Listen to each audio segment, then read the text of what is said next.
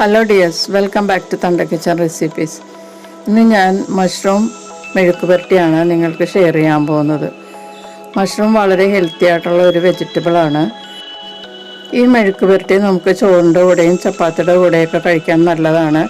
വളരെ കുറച്ച് ഇൻഗ്രീഡിയൻസ് കൊണ്ടാണ് ഈ മഷ്റൂം മെഴുക്കുപുരട്ടി ഉണ്ടാക്കിയിരിക്കുന്നത്.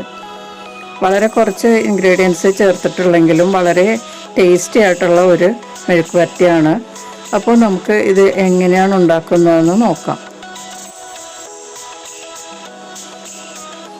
നമ്മുടെ മെയിൻ ഇൻഗ്രീഡിയൻ്റായ മഷ്റൂം ഞാനിവിടെ 200 ഗ്രാം എടുത്തിട്ടുണ്ട്. ബട്ടൺ മഷ്റൂമാണ് ഞാൻ എടുത്തിരിക്കുന്നത്. ഇത് നന്നായിട്ട് ക്ലീൻ ചെയ്ത് വെള്ളം കളഞ്ഞ് വെച്ചിരിക്കുകയാണ്. ഇനി നമുക്ക് വേണ്ടത് ചെറുള്ളിയാണ്. 50 ഗ്രാം ചെറുള്ളി അതിൻ്റെ തൊലിയൊക്കെ കളഞ്ഞ് ക്ലീൻ ചെയ്ത് വെച്ചിട്ടുണ്ട്.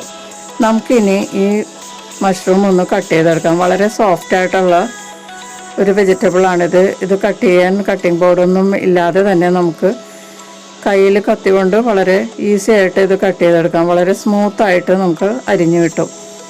വളരെ സോഫ്റ്റായിട്ടുള്ള ഒരു വെജിറ്റബിൾ ആയതുകൊണ്ട് നമുക്ക് വളരെ വേഗത്തിൽ ഇത് അരിഞ്ഞെടുക്കാം.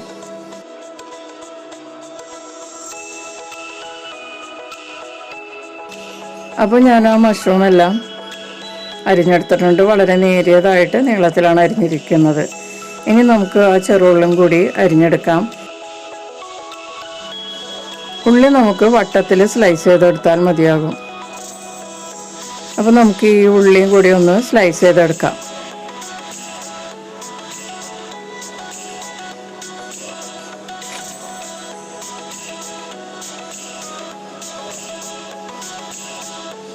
അപ്പോൾ ഉള്ളിയെല്ലാം അരിഞ്ഞെടുത്തിട്ടുണ്ട്. ഇനി നമുക്ക് പ്രോസസ്സിലോട്ട് പോകാം. ചൂടായ പാനിലേക്ക് 2 ടേബിൾ സ്പൂൺ എണ്ണ ഒഴിക്കുക. റിഫൈൻഡ് ഓയിലോ വെളിച്ചെണ്ണയോ ഏത് വേണമെങ്കിലും ഉപയോഗിക്കാം. വെളിച്ചെണ്ണ ഉപയോഗിച്ചാൽ കുറച്ചുകൂടി ടേസ്റ്റ് ആയിരിക്കും. എണ്ണ ചൂടായി കഴിയുമ്പോഴേക്കും അതിലേക്ക് കുറച്ച് വേപ്പില ചേർക്കുക. അതിനുശേഷം ഉള്ളി ചേർത്ത് നല്ലതുപോലെ വഴറ്റി കൊടുക്കുക. ഇതിലേക്ക് എരിവിനുള്ള പച്ചമുളക് ഇപ്പോൾ ചേർക്കാം. ഞാനൊരു ചെറിയ പച്ചമുളകാണ് ഇതിലേക്ക് ചേർക്കാൻ പോകുന്നത്. എരിവ് കൂടുതലുള്ള പച്ചമുളകാണ്, അതുകൊണ്ട് ഒരു ചെറിയ പച്ചമുളകാണ് ഞാൻ ചേർത്തിരിക്കുന്നത്. എന്നിട്ട് ഉള്ളിയും പച്ചമുളകും നല്ലതുപോലെ വാടുന്നത് വരെ ഇളക്കി കൊടുത്ത് ഫ്രൈ ചെയ്യുക. ഇപ്പോൾ ഉള്ളിയൊക്കെ നന്നായിട്ട് വാടിയിട്ടുണ്ട്. ഉള്ളിയുടെ നിറമൊക്കെ നേരിയ പിങ്ക് കളറാവുന്ന സമയത്ത് നമുക്കിതിലേക്ക് 1/4 ടീസ്പൂൺ മഞ്ഞൾപ്പൊടി, 1/2 ടീസ്പൂൺ കുരുമുളക് പൊടി തൂവിക്കൊടുത്ത് നല്ലതുപോലെ ഫ്രൈ ചെയ്യാം. കുരുമുളകിൻ്റെ കുത്തൽ മാറുന്നത് വരെ വഴറ്റിക്കൊടുത്ത് ഫ്രൈ ചെയ്യാം. ഒരു 2-3 മിനിറ്റ് ഒന്ന് ഫ്രൈ ചെയ്യേണ്ടി വരും. അതിനുശേഷം നമുക്കിതിലേക്ക് മഷ്റൂം ചേർത്ത് കൊടുക്കാം.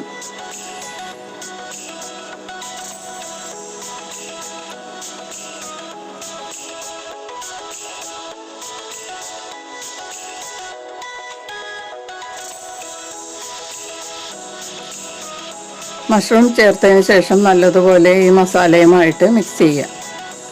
നമ്മളിതിലേക്ക് ഉപ്പൊന്നും ചേർത്തിട്ടില്ല. മിക്സ് ചെയ്തതിന് ശേഷം നമുക്ക് കുറച്ച് ഉപ്പ് ചേർത്ത് കൊടുക്കാം. വളരെ കുറച്ച് ഉപ്പ് ചേർത്താൽ മതിയാകും. കൂടുതൽ ഉപ്പ് ചേർക്കരുത്.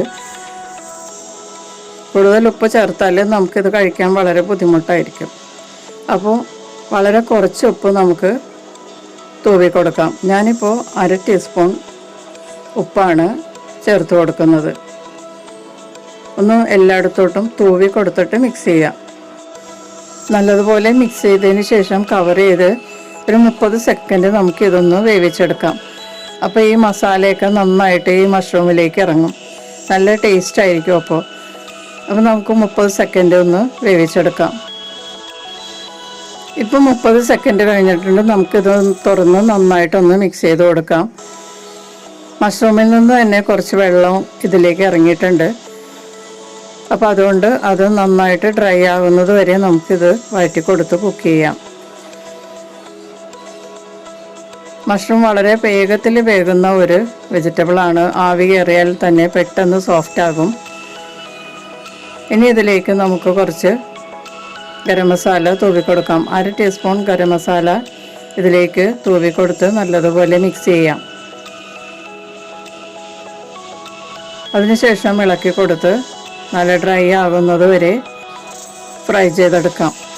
വളരെ ടേസ്റ്റി ആയിട്ടുള്ള ഒരു മെഴുക്ക് പുരട്ടിയാണിത്. ചോറിൻ്റെ കൂടെ സൈഡ് ഡിഷായിട്ട് കഴിക്കാൻ വളരെ നല്ലൊരു മെഴുക്ക് പുരട്ടിയാണിത്. വളരെ ടേസ്റ്റിയാണ്. പിന്നെ ഇത് ചപ്പാത്തിയുടെ കൂടെയൊക്കെ കഴിക്കാൻ വളരെ നല്ലതാണ്.